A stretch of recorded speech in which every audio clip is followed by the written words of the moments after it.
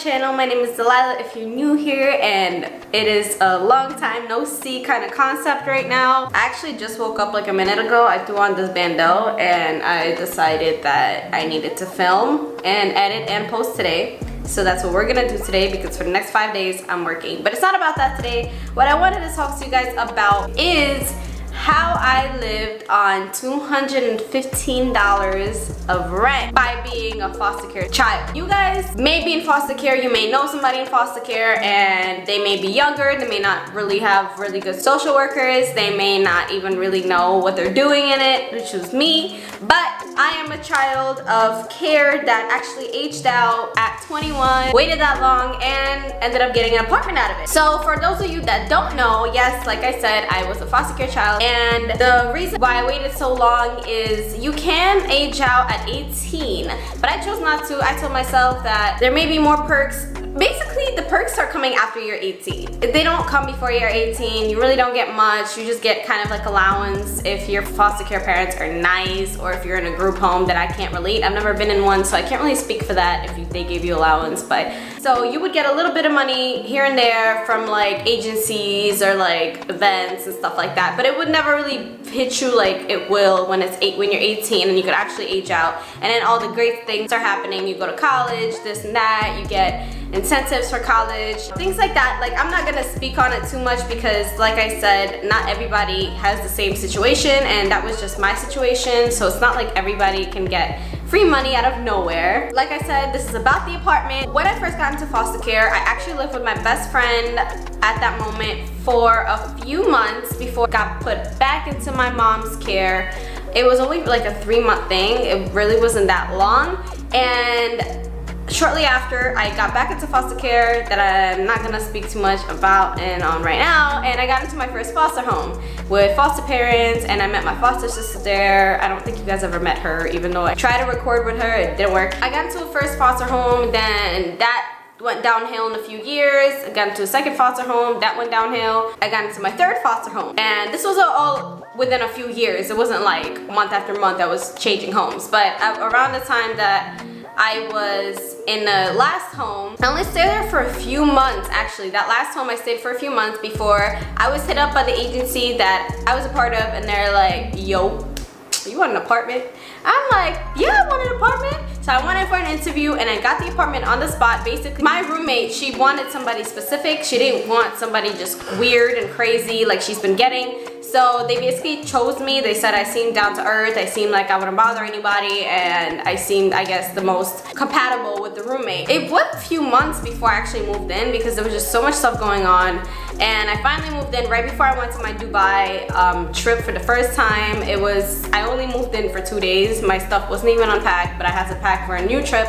So my stuff was just sitting there for like a good month. It was before I even paid rent. Your social worker would contact different apartment agencies that work with foster care, that are for foster care students when they age out, so that they have an apartment to go to. But you have to have certain things, like you have to be able to work and be independent and be in school is a plus, you know, like all those kind of things. You have to have some kind of income of money so that you're able to pay that $215 a month, which is a very low price. And honestly, to be honest with you guys, 100%, I didn't even pay that $215 because I got that money as like a monthly like kind of stipend thing from the agency. So I actually just paid $15 because the $200 came from the agency, and I paid $15 every month. Like, it was great. But now I'm here and I'm paying like $1K, but it's fine. They pick and choose different qualities about you, you know, different roommates like different things. That's why there was an interview, and afterwards they basically gave me a set of rules that I had to follow, like don't have an overnight guest for more than 3 days, don't smoke weed, don't smoke inside the apartment, cigarettes, don't drink unless you're over the age of 21. It was just like little things like that.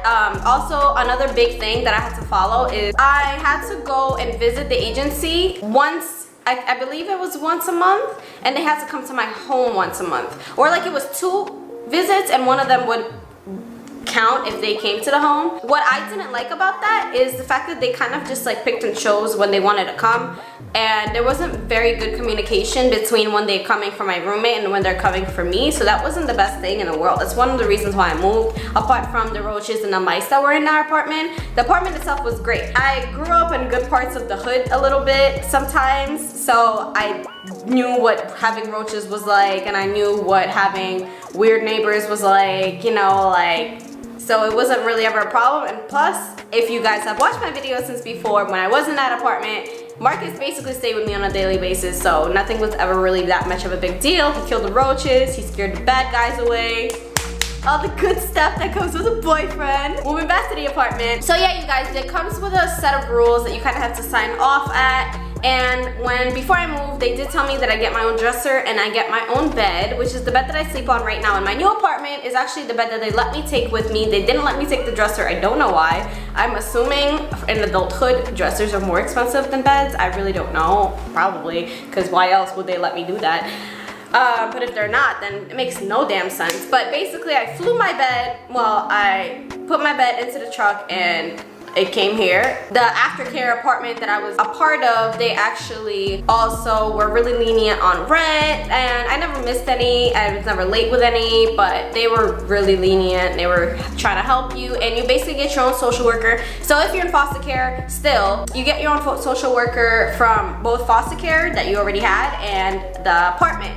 So you kind of have to go to both social workers to kind of check in, one for one thing, one for another thing, because although they're affiliated with you know, foster care students, they're not actually a part of any foster care agencies. They're just their own thing. Another thing is that if you do move into one of those apartments, like for me, I was in New York City. That's another thing. I don't know anything outside of New York City. I don't know anything outside of the social workers that I know or the agencies that I know that I was a part of. Any of that, I don't have any outside knowledge.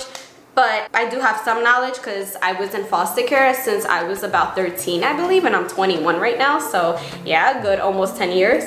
We're allowed to be in that apartment until you're 26, which was actually funny because my roommate was turning 26. So if I wouldn't have moved out, I would have watched my roommate move out. According to her, she didn't actually get her apartment as soon as I did. She was still surprised I was still in foster care, but I assumed that she wasn't in foster care when she got into the apartment. She was already aged out. What inspired this video is I was on Facebook one day, and you know, one of those posts that people reshare, and they're like, oh, say like relationship status, or say what zodiac sign you are and how old you are, like things like that. So one of them, I guess, said, say how old you were when you first got your apartment and how much the rent was.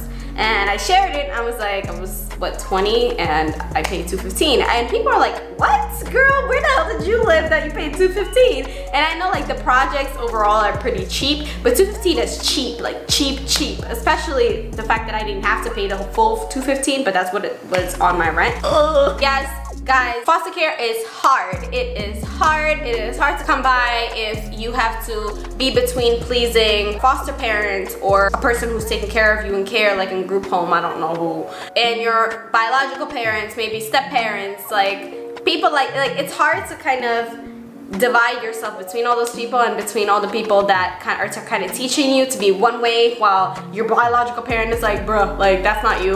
So it is hard, but once you turn 18, like I said, the kind of good things are happening as long as you keep your head up and as long as you're like, okay, I could survive this. Because at 18, honestly, my mindset was like, before 18, I was like, I'm signing myself out at 18. Once 18 came, it just came so easy that I was just like, you know what, I'm just gonna stick this through, and I did. And honestly, foster care takes care of a lot of things when it comes to document-wise and college-wise. Like, they're really helpful, at least the agency that I was in. So that was a really big part of why I stayed back until 21. If you want to be really technical, I actually didn't stay in foster care till I was 21. I actually kind of signed myself out a little earlier. It was like 2 months. It was right before I moved to Arizona that I signed myself out. And for the last 2 months, they were allowed to keep an eye on me and kind of like help me out like with anything. But we just recently basically cut all ties off because I finally got my apartment grant that I actually want to film, but I feel like all the packaging to everything we got is in the garbage.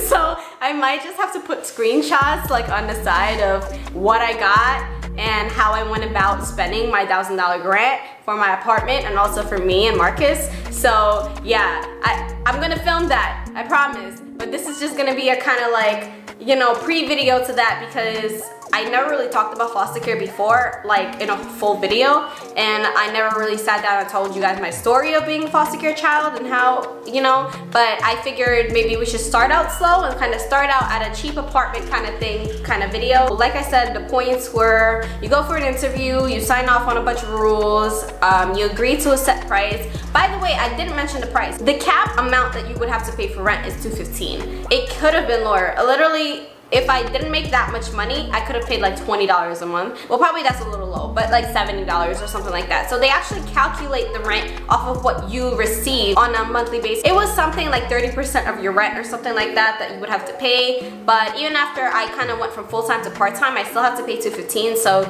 I don't really know, like I assume that food stamps or like government helping you would kind of allow you, like if you're unemployed and you're getting unemployment checks, that like those kind of things would lower your rent significantly. But $215 was the cap, and I went actually, if they were to charge me what they calculated, it would be probably in the 300s. I'm not complaining. What? So like I said, $215 is the cap. It doesn't go over that. And when I first got the apartment, Marcus was shocked. Like he was just like, no, $215 for a month? Like it was beyond my understanding. And I was lucky because according to a bunch of people that came over my house like for inspections and stuff like that, they're like, yo, you're lucky you only have one roommate. I usually see people with like 2 roommates, 3 roommates, and I'm just like, what? Like I wouldn't have taken the apartment with 3 roommates. Like I really wouldn't have done that. But yeah, price, how I got it, what I had to go through, the rules and regulations I had to follow. My roommate was pretty cool. Like I didn't have that much to complain about her. Like she had a pretty cool personality overall. She was an awesome person. So I wouldn't really like be like she was one of the best roommates I've had to deal with in my life. And I'm not a perfect roommate either. So there you go. I have no complaints about the roommate, and I don't really have any complaints about the people. It's more of like the lack of helping when it came to roaches and mice and stuff like that.